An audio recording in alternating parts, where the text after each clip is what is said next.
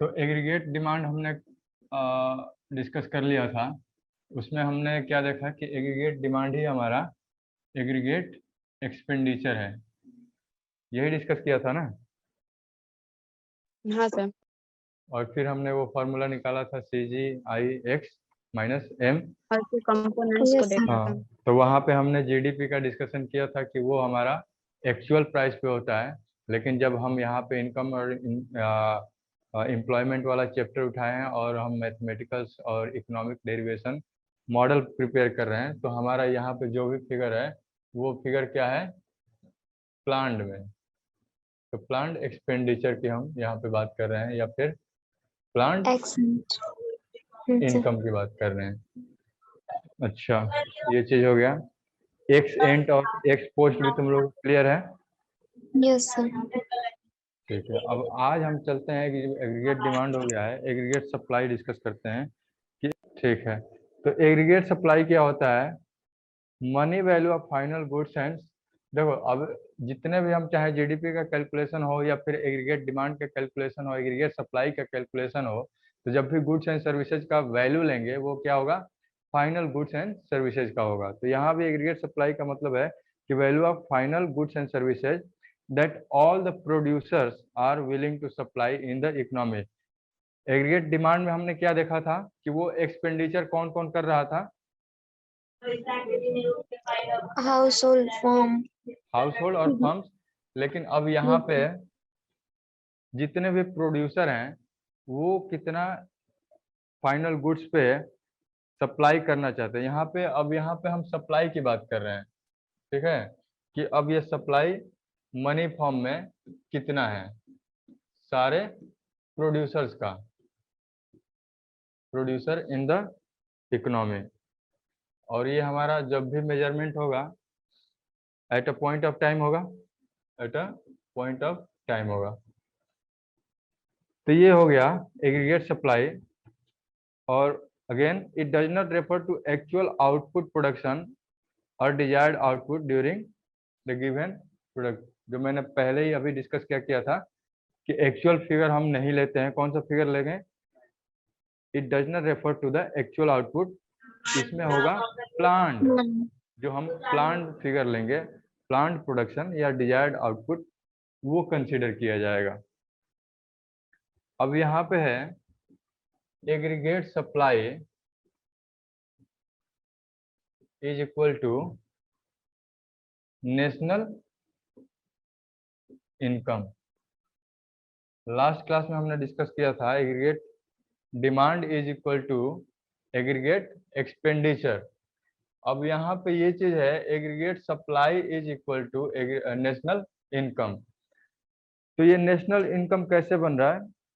National income में हमने क्या देखा था कि जो भी बिजनेस का सप्लाई के बाद गुड्स एंड सर्विसेज का वैल्यू से जो इनकम रिसीव होता था, तो वो इनकम किसको डिस्ट्रीब्यूट होता था? फैक्टर्स ऑफ प्रोडक्शन को, production, land labour Yes. Capital entrepreneurship को। और ये Yes, फैक्टर्स ऑफ प्रोडक्शन के इनकम को जब हम ऐड करते थे तो वो हमारा क्या निकल के आता था? National income national income. By income method. तो यहाँ पे जो एग्रीगेट सप्लाई हुआ गुड्स एंड सर्विसेज का, वही वाला वैल्यू था yes, sir. और वही बना हमारा नेशनल इनकम का पार्ट। इसमें कुछ कोरिलेशन समझ में आ रहा है लास्ट वाली क्लास से? हाँ sir. लास्ट वाली क्लास में जो हमने एक्सपेंडिचर मेथड से कैलकुलेशन किया था वो हमारा निकल के आया था एक्सपेंडिचर मेथड से टोटल National एक्सपेंडिचर और नेशनल इनकम। अब यहाँ पे जो फैक्टर्स ऑफ प्रोडक्शन को जो भी इनकम मिलेगा वो हमारा ये थर्ड वाले पार्ट से इनकम मेथड से निकल के आ रहा है नेशनल इनकम, और ये हमारा इक्वल टू होगा एग्रीगेट सप्लाई।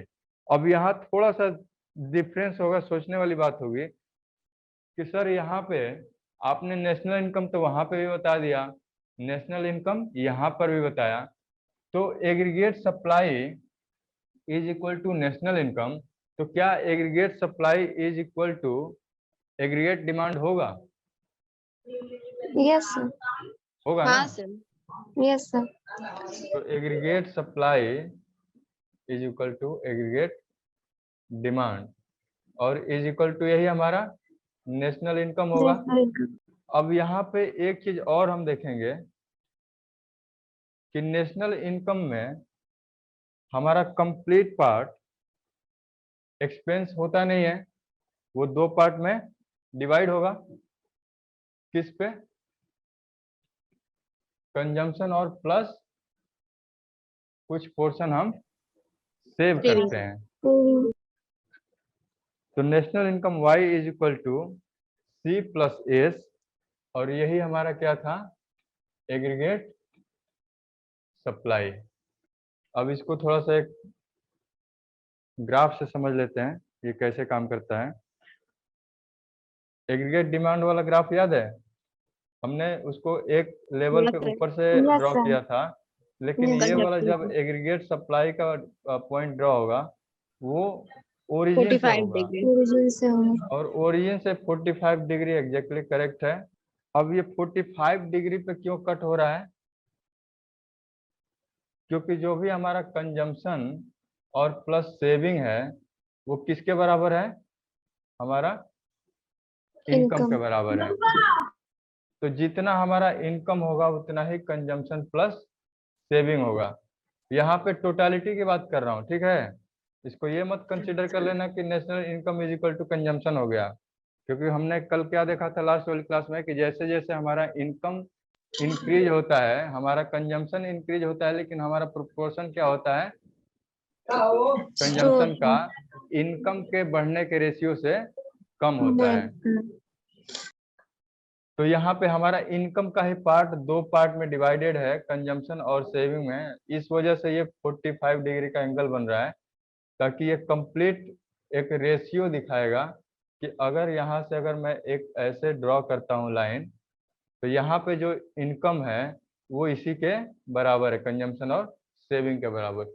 इस पॉइंट पे कहीं भी हम ड्रॉ करेंगे एक लाइन y पे, और उसी के सापेक्ष हम y पे, ये हमारा x एक्सिस है और ये y एक्सिस है, तो सेम इसी पॉइंट पे जहाँ पे हमारा ये वाली लाइन कौन सा एग्रीगेट सप्लाई को क्रॉस कर रहा है वहां से हमारा निकल के आएगा एग्रीगेट सप्लाई, यहाँ पे इनकम, एग्रीगेट सप्लाई, और यहाँ पे कंजम्पशन और सेविंग। ठीक है, ये इनकम ही तो एग्रीगेट सप्लाई है ना। Yes sir. तो ये हो गया, तो कंजम्पशन और सेविंग पे जाएगा, तो ये वाला पार्ट अगेन ये वाला यहाँ से यहाँ तक जितना होगा वही एग्जैक्टली इक्वल टू ये नीचे बॉटम में होगा। यहाँ पे ये पॉइंट हो गया। अब यहाँ से नेक्स्ट वाले पॉइंट पे हम चलते हैं। ठीक है, वही चीज़ है। यहाँ पे जो हमारा एग्रीगेट सप्लाई आएगा वो कंजम्पशन और सेविंग के शेड्यूल से। अच्छा, शेड्यूल पता है क्या होता है? चलो शेड्यूल अभी आगे डिस्कस करेंगे। अब मैं डिस्कस करने जा रहा हूँ कंजम्पशन फंक्शन।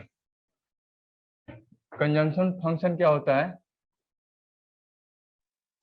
सर ये कंजप्शन और नेशनल इनकम के बीच का रिलेशनशिप को दर्शाता है। Yes sir. Relationship between consumption and national income. तो ये होता है C इज इक्वल टू ये फंक्शन ऑफ Y। तो ये रिलेशन क्या बताएगा कि जैसे जैसे इनकम बढ़ेगा हमारा वैसे वैसे कंजम्पशन भी बढ़ेगा। Will also increase. ये F जो डिनोट करता है ये हमारा फंक्शनल रिप्रेजेंटेशन है। अब इसमें एक दो पॉइंट देख लेते हैं क्या क्या इन्होंने मेंशन किया है कि it shows the consumption level at different levels of income. अब यहाँ पे हमें थोड़ा सा समझना होगा कि एग्रीगेट कंजम्पशन क्या होता है और कंजम्पशन फंक्शन क्या होता है। ठीक है, एग्रीगेट कंजम्पशन और कंजम्पशन फंक्शन। एग्रीगेट कंजम्पशन का मतलब हुआ एक पर्टिकुलर पॉइंट ऑफ टाइम पे हमने बताया कि 100 यूनिट्स का कंजम्पशन हुआ एक पॉइंट ऑफ टाइम पे। ठीक है, लेकिन इस तरह से हमने देखा कि डिफरेंट पीरियड में डिफरेंट यूनिट्स का कंजम्पशन हो रहा है, और उसका हमने एक शेड्यूल बनाया। किस चीज का शेड्यूल बनाया? कि हमारा एक तरफ क्या है, इनकम है, और दूसरे तरफ हमारा क्या है, कंजम्पशन है। तो ये पर्टिकुलर जब एक यूनिट की बात करेंगे हम कि हमारा जब इनकम मान लो x था तो कंजम्पशन हमारा y था, तो ये हमारा एग्रीगेट कंजम्पशन है। लेकिन जब कंजम्पशन फंक्शन की बात करेंगे तो ये कंप्लीट पिक्चर यहाँ पे आएगा और ये तुम्हारा कंजम्पशन शेड्यूल है विथ रिस्पेक्ट टू इनकम। बात समझ रहे हो कि डिफरेंट इनकम लेवल पे हमारा कंजम्पशन क्या हो रहा है। तो ये होता है हमारा कंजम्पशन फंक्शन कि डिफरेंट डिफरेंट इनकम लेवल पे हमारा कंजम्पशन कितना हो रहा है। तो कंजम्पशन समझ में आ रहा है? कंजम्पशन वाला ये वाला फिगर है कंजम्पशन, कि हमारा अगर इनकम x था तो कंजम्पशन हमारा y था। लेकिन डिफरेंट इनकम लेवल, हर लेवल पे जैसे जैसे हमारा इनकम बढ़ रहा है उसके हिसाब से हमारा कंजम्पशन में कितना वेरिएशन आ रहा है। ये पूरा शेड्यूल को जब हम इनकम से मेजर करते हैं तो वो हमारा बन के आता है कंजम्पशन फंक्शन। ये होता है फंक्शनल रिलेशनशिप। इसको एक बार और देख लो। कंजम्पशन फंक्शन रिप्रेजेंट, पहली बात की willingness of household to purchase goods and services at a given level of income during a given period of time. Next here it also shows the consumption at different level of income. अब ये समझ में आ रहा है कि different level of income होगा। कुछ उधर से रिस्पांस नहीं आ रहा है यू सी? यस सर समझ में आ रहा है। ठीक है, तो ये वाला हम क्या बोलते हैं? इसको बोलते हैं कंजम्पशन SCH शेड्यूल। शेड्यूल। ठीक है, अब इसके पॉइंट्स हम थोड़ा डिस्कस कर लेते हैं और इसका कंजम्पशन कर्व देखते हैं कि कंजम्पशन कर्व कैसे होता है। Okay sir. कंजम्पशन कर्व हमारा ये रहा और एग्रीगेट डिमांड सप्लाई हमने पढ़ लिया है। तो एग्रीगेट सप्लाई हमारा ओरिजिन से निकल के जाएगा 45 डिग्री पे और एग्रीगेट कंजम्पशन ऊपर हमारा एक ऑटोनॉमस से निकल के जाएगा।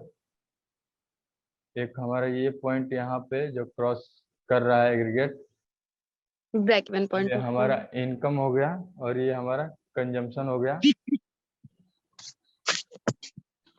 ये हमारा इनकम का फिगर हो गया और ये हमारा कंजम्पशन का फिगर हो गया। कंजम्पशन। अब देखो इस फिगर में कहीं भी सेविंग हमने नहीं रखा है।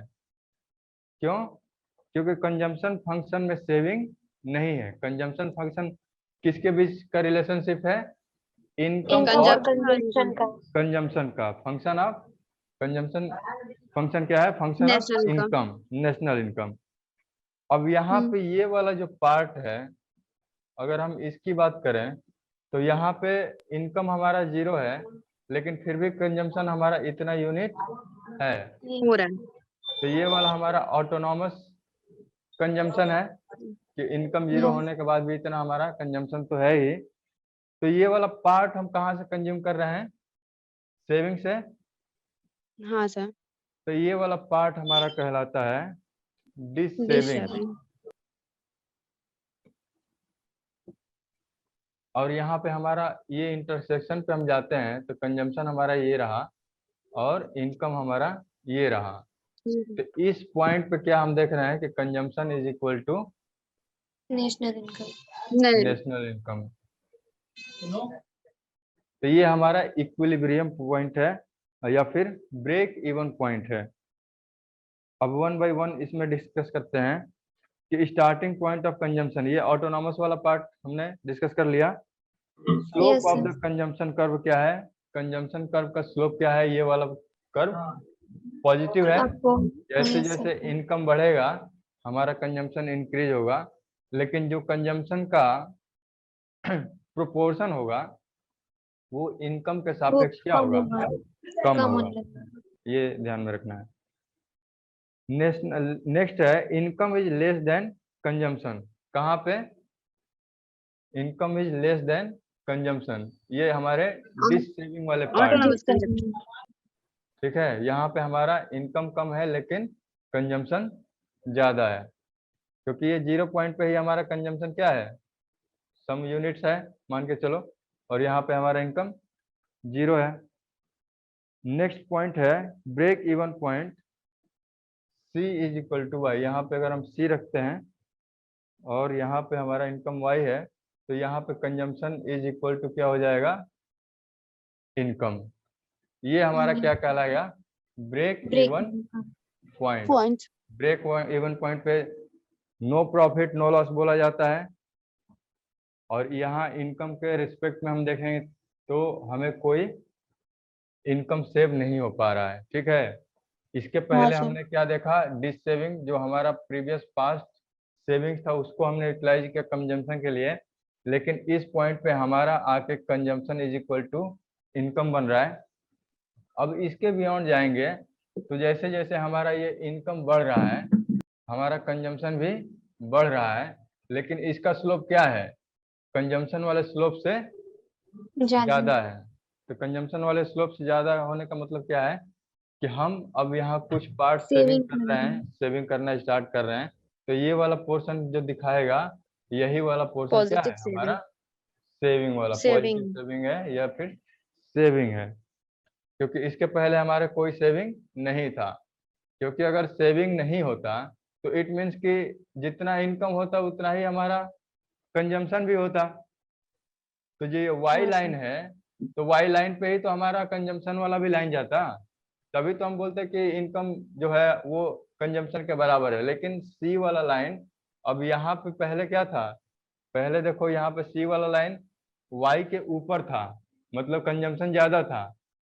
अब यहाँ पे देखो वाई वाला लाइन ऊपर चला गया, सी वाला लाइन नीचे आ गया, तो मतलब इनकम से कंजम्पशन क्या हो गया, यहाँ पे कम हो गया। तो कम होने की वजह क्या है कि हमने यहाँ पे सेविंग करना स्टार्ट कर। तो ये जो फिगर है जो बीच का एरिया है, ये हमारा एरिया क्या है, सेविंग वाला एरिया है। Yes sir. और ये जो ट्रायंगल बन रहा था, ये वाला ट्रायंगल हमारा क्या था, डिस सेविंग वाला एरिया था।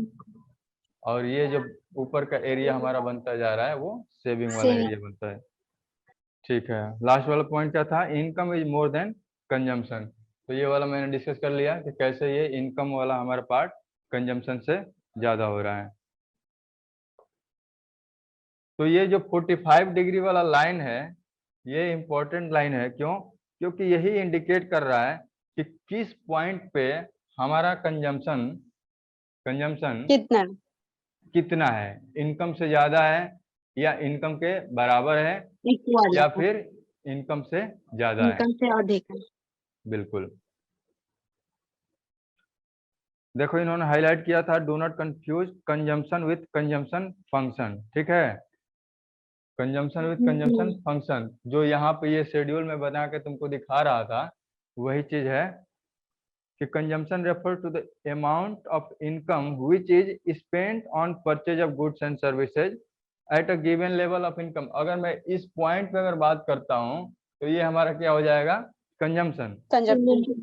लेकिन कंजम्पशन फंक्शन क्या है, एक शेड्यूल है जो कंजम्पशन एक्सपेंडिचर को दिखाएगा वेरियस लेवल ऑफ इनकम। ये हमारा कंजम्पशन एक्सपेंडिचर है ना, और ये हमारा डिफरेंट लेवल ऑफ इनकम है। हर लेवल ऑफ इनकम के सापेक्ष में हमारा कंजम्पशन एक्सपेंडिचर कितना, ये हमारा कंजम्पशन फंक्शन कहलाएगा, जो हमने अभी स्टार्ट किया था कंजम्पशन फंक्शन यहाँ से। तो अब क्लियर है। Yes sir. अब एक पॉइंट और डिस्कस कर लेते हैं, types of propensity to consume.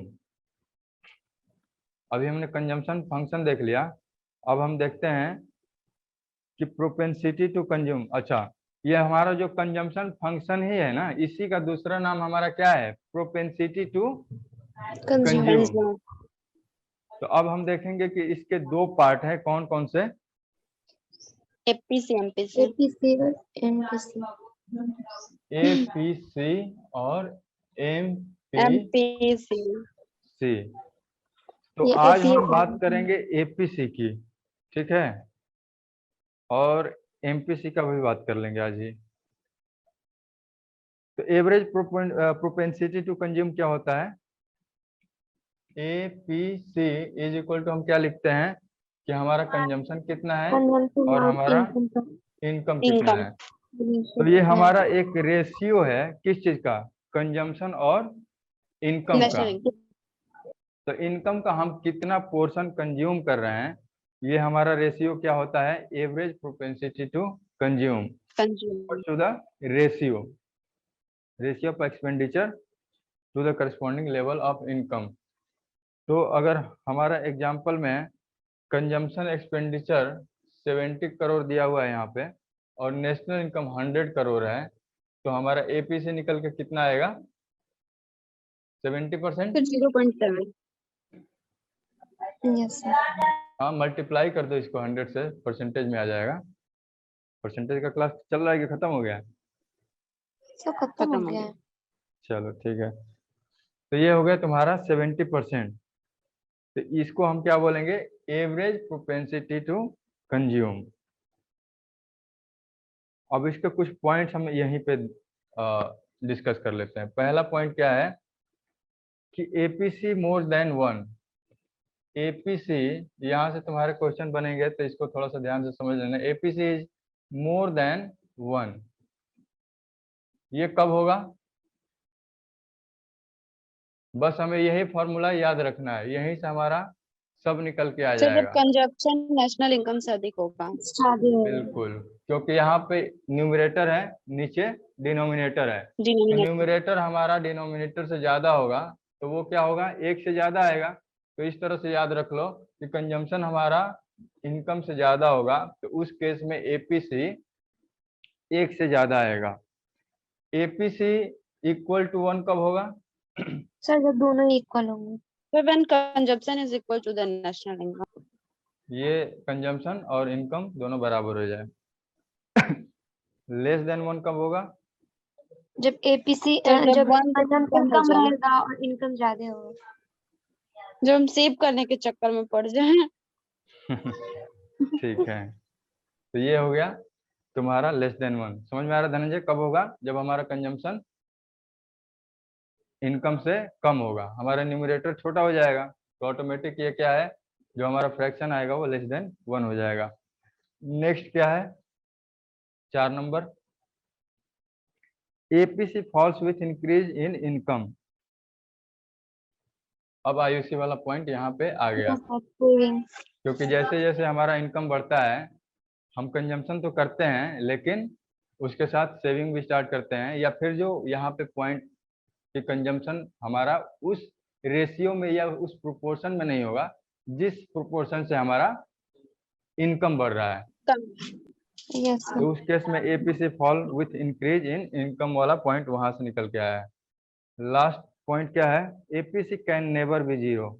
Simple answer है, क्यों नहीं जीरो हो सकता है? Because of autonomous consumption. Sir क्योंकि हम Autonomous- कंजप्शन जरूर करेंगे। एग्जैक्टली, ये ऑटोनॉमस कंजम्पशन की वजह से हो रहा है, क्योंकि हम कुछ ना कुछ तो कंज्यूम करेंगे ही कहीं ना कहीं से। एमपीसी बताओ क्या होता है? सर जो एडिशनल कंजम्पशन होता है और इनकम होता है उसका रेशियो होता है। एडिशनल इनकम और एडिशनल कंजम्पशन। तो एडिशनल इनकम और एडिशनल कंजम्पशन को हम कैसे डिनोट करते हैं? MPC is equal to delta. क्या चीज को रिप्रेजेंट करता है? चेंज को, और यहाँ पे भी डेल्टा रिप्रेजेंट करेगा चेंज को। तो बस लास्ट वाला ही है कि हमारा कंजम्पशन पहले कितना था, अब बढ़ के या घट के कितना हो गया है, विथ रिस्पेक्ट टू हमारा पहले इनकम कितना था और अब हमारा इनकम कितना हो गया है। तो यहाँ पे इसको एग्जांपल से समझते हैं जो इन्होंने दिया हुआ है कि पहले हमारा लास्ट में हमने क्या दिया था, 70 करोड़ का कंजम्पशन था, वो इंक्रीज होकर कितना हो गया है हमारा 110। तो डिफरेंस कितना आया? 40 का चेंज इन कंजम्पशन। और हमारा इनकम पहले कितना था 100, वो बढ़ के हमारा इनकम हो गया है कितना 200। ये फिगर करोड़ में है, ठीक है? तो 140 200 ठीक है। तो ये हमारा डिफरेंस कितना आया 100 का। 0.4। तो अब ये चेंज का जो हम रेशियो निकालेंगे 40/100 का, तो ये कितना आ गया हमारा 40%। तो ये हमारा 40% क्या कहलाएगा? Marginal propensity to consume. तो मतलब यहाँ पे एक तो हो गया कि जो हमारा इनकम चेंज हो रहा है उसके रिस्पेक्ट में हमारा कंजम्पशन कितना चेंज हो रहा है, वही है ना। इनकम जब हमारा चेंज हो रहा है उसके रिस्पेक्ट में हमारा कंजम्पशन कितना चेंज हुआ। मतलब इसको ऐसे भी बोल सकते हैं कि जैसे जैसे हमारा एडिशनल इनकम इंक्रीमेंट हो रहा है उस एडिशनल इनकम के परिप्रेक्ष्य में सापेक्ष में हमारा एडिशनल कंजम्पशन कितना इंक्रीज हो रहा है। Yes sir. ठीक है, तो ये हो गया MPC, marginal propensity to consume. यहाँ पे एक चीज और देख लेते हैं, इनके भी कुछ फीचर्स हैं उसको डिस्कस कर लेते हैं। Value of MPC varies between 0 to 1। अब ये 0 से 1 के बीच में वेरी करने का क्या रीजन है, ये कैसे वेरी कर रहा है बता सकते हो? हाँ सर सर। एग्जाम्पल से करेंगे तो हो जाएगा, समझ में आ जाएगा। बताओ कैसे। सर कि जितना भी हमारा एडिशनल इनकम होगा अगर उसको हम कंज्यूम करने लगे तो हमारा सेविंग बिल्कुल 0 हो जाएगा, एग्जैक्टली, सेविंग और हमारा उस पॉइंट पे 0 हो जाएगा। तो वहां पे हमारा कंजप्शन 1 हो जाएगा, मतलब जितना हम कमा रहे हैं उतना हम खा जाएंगे। ठीक है, तो यहाँ पे जो चेंज इन कंजम्पशन होगा वो equal to change in income हो जाएगा। तब 1 होगा सर। तो उस केस में क्या हो जाएगा, 1। 1 हो जाएगा। हाँ यही होगा ना, मतलब यस सर। जितना हाँ सर। कंजम्पशन में चेंज आएगा उतना ही एडिशनल इनकम में चेंज हुआ, या फिर जितना हमारा इनकम चेंज हुआ एग्जैक्टली उतना ही चेंज हो रहा है। यहाँ पे जैसे हमने यहाँ 40/100 लिया, यहाँ पे ये अभी 140 होता, तो उस केस में क्या होता, यहाँ पे 40 का ही चेंज आता ना, यहाँ 100 से 140 आता है तो 40, तो यहाँ पे क्या हो जाता, यस सर 1। 1। और 0 किस केस में हो जाता, 0 किस केस में हो जाएगा, अगर सर वही सर अगर पूरा हमारा इनकम 2 बनने लगा। हम कुछ कंजम्पशन करेंगे ही नहीं।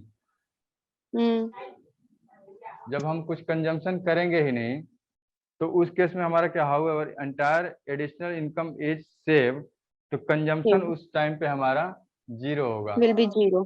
तो यहाँ पे अगर न्यूमरेटर में 0 आ गया तो फिर हमारा जो भी यहाँ पे फिगर आएगा तो वो तो 0 ही हो जाएगा ना।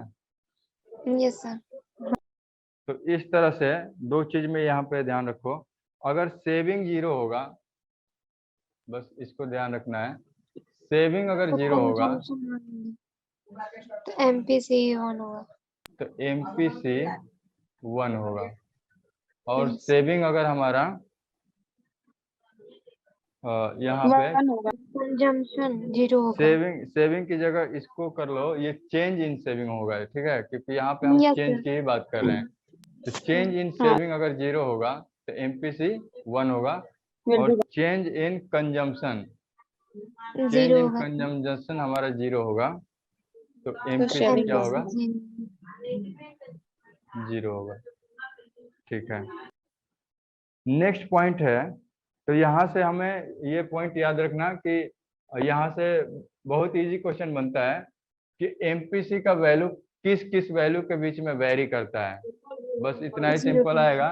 और उसमें तुम्हारा कुछ 0 से 100 आ जाएगा, या फिर 0 से इनफाइनाइट आ जाएगा, ऐसे करके एक दो और ऑप्शन बनेंगे, तो वहाँ पे थोड़ा सा कंफ्यूजन होता है, चांसेस रहते हैं। तो बस 0 और 1 याद रखना, ये फार्मूला याद रखना, अगर भूल गए तो फार्मूला पे अपना थोड़ा सा लॉजिकल रीजनिंग लगा के चेक कर लेना, बाकी हो जाएगा। नेक्स्ट है एमपीसी ऑफ पुअर पीपल, क्या है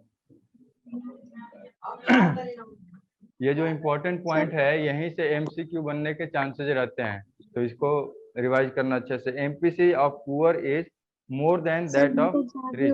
इनकम से ज्यादा होता है। क्या चीज? सर हाँ उनका हाँ, ज्यादा होता है।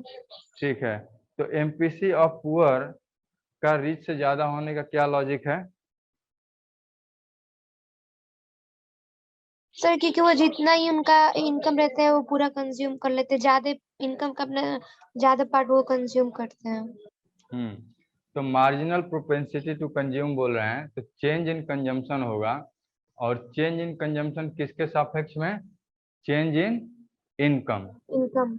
तो जितना भी उनका इनकम में वेरिएशन आता सर है, फिर भी तो जो रिच पीपल होते हैं वो तो हम लोगों से अच्छी जिंदगी जीते हैं, लग्जरी। क्योंकि वो अपने वो उनका देखते हैं, अगर पुअर से तो अपने इनकम का थोड़ा ऐसा पार्ट ही कंज्यूम करते हैं, लेकिन रिच पीपल ज्यादा, हाँ पुअर हाँ, पीपल यहाँ ज्यादा पे जो करते हैं। कंपैरिजन है वो चेंज के पर्सपेक्ट में है।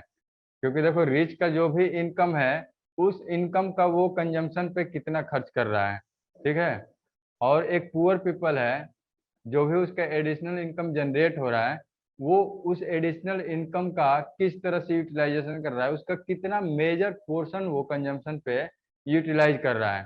तो इट मीन्स कि अगर पुअर पीपल का जो भी स्पेंडिंग है इंक्रीज इनकम का ज्यादा होगा, तो क्या होगा, उसका क्या सर? एमपीसी ज्यादा हो। ज्यादा होगा ना। हम्म, It happens because poor people spend greater percentage of their increased income on consumption। समझ रहे हो, जैसे यहाँ पे जो चेंज इन इनकम आया था, उसका एक मेजर पोर्शन ये कंजम्पशन पे खर्च कर देते हैं। और यही वजह है, और यही वजह है कि तुम्हारा एमपीसी पुअर पीपल का ज्यादा आएगा किससे, रिच से। rich तुम people। ऐसे समझो, यहाँ पे तुम्हारा जो एडिशनल इनकम का चेंज था वो इससे ज्यादा कैसे होगा, सर इससे ज्यादा वही कह सकते हैं, ऑटोनोमस कंजम्पशन भी कह सकते ऑटोनॉमस कंजम्पशन से जाएगा। क्योंकि ये तो हैं। तभी Yes, sir। पॉसिबल है ना, जो भी हमारा इंक्रीज इनकम से स्पेंडिंग का क्या मतलब है कि हम कहीं और से खर्चा कर रहे हैं। अदरवाइज Yes, ये अगर इक्वल हो जाए तो फिर तो ये एक हो जाएगा ना। लेकिन अगर ये इनकम से, जो भी एडिशनल इनकम से ज्यादा एक्सपेंडिचर कर रहे हैं, इट मीन्स कि वो अपने सेविंग से भी यूटिलाइज कर रहे हैं। और रिच पीपल का क्या है कि वो उतने ज्यादा अमाउंट में खर्च नहीं करते हैं, कंज्यूम नहीं करते हैं। On the other hand rich people spend a smaller proportion as they already enjoy high standard of living. तो इस वजह से रिच पीपल का एमपीसी कम होगा, किसके कंपैरिजन में, पुअर पीपल के कंपैरिजन में। नेक्स्ट है MPC falls with successive income, successive increase in income. तो ये वाला पॉइंट किससे रिलेटेड है, सेविंग वाले Saving। पॉइंट से, कि हम एक मेजर पोर्शन, जैसे जैसे इनकम इंक्रीज होता है उसका मेजर पोर्शन हम सेविंग करना स्टार्ट कर देते हैं। चलो आज के क्लास के लिए मैं इतना ही रखता हूँ। नेक्स्ट वाले क्लास में सेविंग फंक्शन को हम डिस्कस करेंगे, ठीक है सर। ताकि थोड़ा सा क्लैरिटी रहे। और एपीसी और एमपीसी और एपीएस और एमपीएस में थोड़ा सा एक हम गैप दे देते हैं कि थोड़ा सा जो उसके पॉइंट्स है इसके पॉइंट से मिक्सअप ना हो, ठीक है। तो ये पॉइंट थोड़ा आज क्लैरिफाई कर लेना, क्लियर कर लेना। तो कल हम एपीएस और एमपीएस को डिस्कस करते हैं। तो मतलब यानी कि हम कल स्टार्ट करेंगे सेविंग फंक्शन। अभी आज का हमारा क्या था, कंजम्पशन फंक्शन। कल हम करते हैं एमपीसी। Saving function. तो यहाँ तक कोई पॉइंट में तुम लोग को कंफ्यूजन है, डाउट है, या फिर क्लियर नहीं हो वो पूछ लो, फिर इसको नो सर, सारा हो गया, अच्छा नहीं लगा। पता नहीं, क्लियर है। चलो ठीक।